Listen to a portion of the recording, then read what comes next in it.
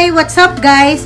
For today's video, ang ituturo ko naman sa inyo is how to edit your TikTok video using the Anagum effect. So for this video, ang gagamitin nating applications are PicsArt and Videoleap. So sa PicsArt tayo magka-crop ng mga pictures, then sa Videoleap tayo mag-merge ng video and the pictures. Okay? Before we proceed with the tutorial, please subscribe to my channel and hit the bell button para lagi kayo ma-notify sa mga susunod kong videos. Come on, let's start with the video. So dito, ang gagamitin ko pang edit is yung TikTok video ng best friend ko, which is si Glorisa Pado. Yan ang TikTok account niya.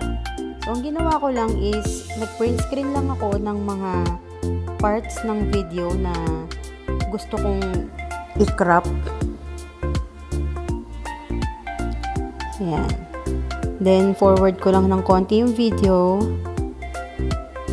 Tapos, hanap lang ulit ako ng gusto kong i-crop. So, yan. Crop natin yan. Print screen. Then, crop natin yung left na OPA sign. Yan. Print screen ulit natin yung part na yan. Yung dalawang L na kamay. Tapos, crop ko lang ulit yan.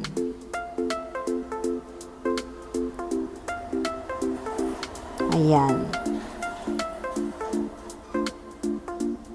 So, magka-crop lang tayo na magka-crop ng mga parts ng video na gusto natin ilagay sa Anagum effect mamaya.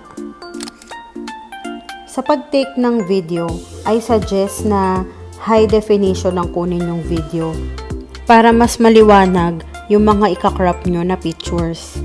Unlike dito, galing na siya sa TikTok, kinuha ko lang siya. Pero humingi naman ako ng permission sa best friend ko na gamitin tong TikTok video niya for tutorial purpose. Again, ulitin lang natin yung procedure. Move lang natin yung video, then pili lang tayo ng mga ika-crop natin para sa ating Anagum effect. Paulit-ulit lang siya guys. So gaya nito, kunin natin yung left arm, then print screen natin. After natin i-print screen, crop the photo. Yan, ganyan lang siya. So, kayong bahala kung ilan ang gusto nyong i-crop na photos. So, kunin natin yan, yung right arm naman. So, print screen, then crop again.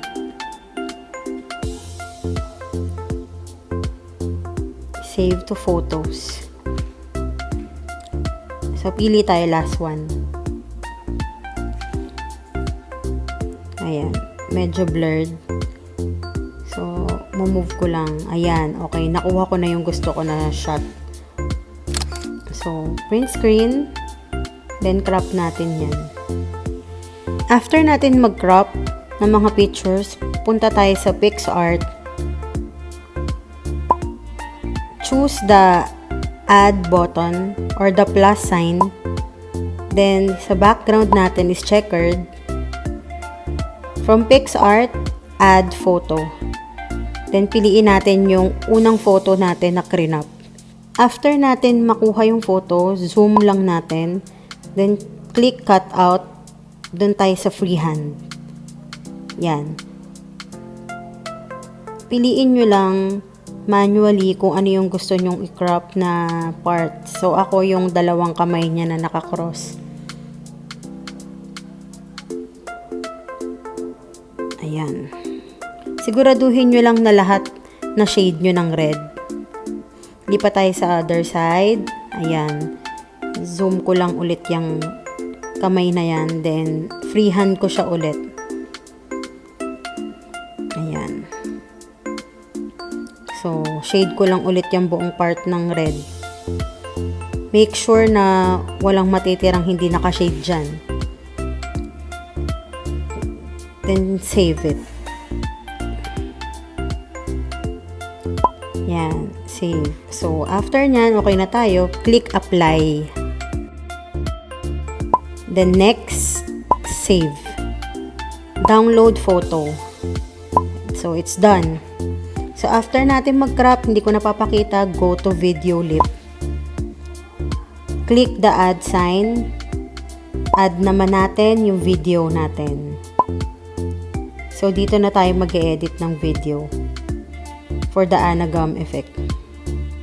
Yan. So, click natin yung mixer. Add natin yung unang photo na crinap natin. Tapos, move natin yung video kung saan part yung nakakross yung kamay. Yan. So, as you can see, nag-cross yung kamay niya sa 3 seconds. Yan. So, i-adjust lang natin yung kamay na crop, yung picture ng kamay. Yan. Adjust mo lang siya hanggang mag-fit siya. So, dito sa video, sa 3 seconds siya nag-fit. So, move na lang natin yung position ng kamay kung hanggang saan siya.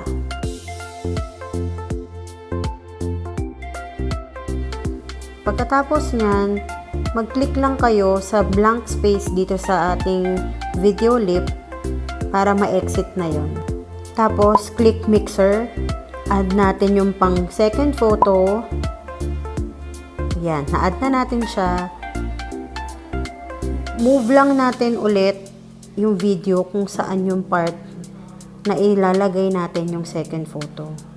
So, dito, dun siya sa pang 4 seconds. Yan. I-zoom lang natin siya. Zoom in or zoom out lang. Hanggang mag-fit siya dun sa left na kamay. Kung tapos ka na dyan, click ka na lang ulit sa mixer para i-add yung mga iba pang photo. So, dito, yung pangatlong photo yung kukunin natin. Please take note na lahat ng mga i-add natin na photo must be from the beginning of the video. Para sa umpisa pa lang, lahat ng nakakrop natin na photo or na parts ng katawan, nasa umpisa na kagad ng video natin. So, dun na papasok yung ating Anagum effect. If you have noticed, pare-parehas lang yung ginagawa nating procedures. Lahat ng mga cropped photos natin, lahat yan mag-start sa umpisa ng ating video.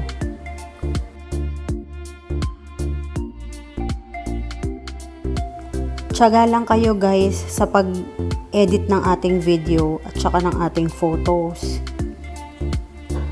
Paulit-ulit lang naman to.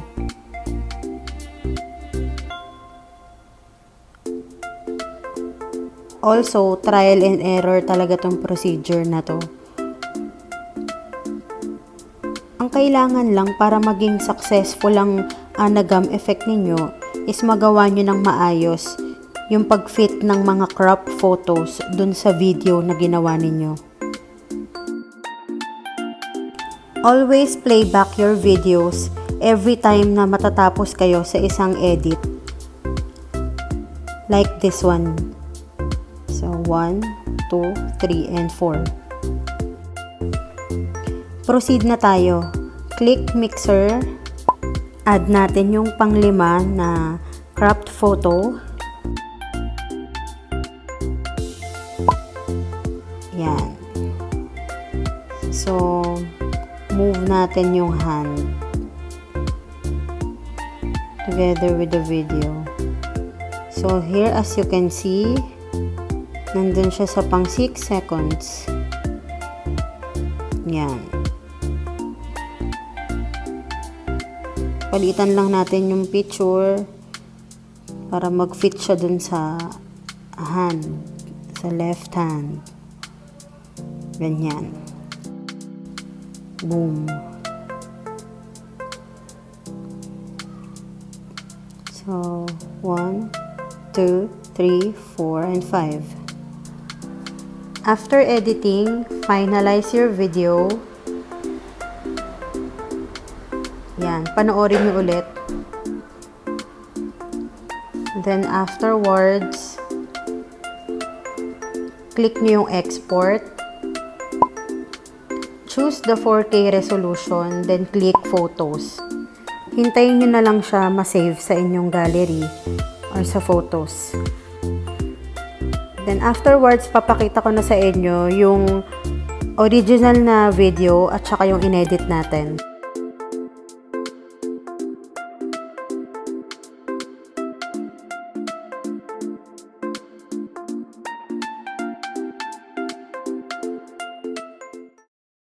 That's it for this tutorial. Sana may natutunan kayo sa tutorial na to. Don't forget to like, share, and subscribe to my channel and hit the bell button for you to be notified on my next videos. Thank you for watching, guys. Bye!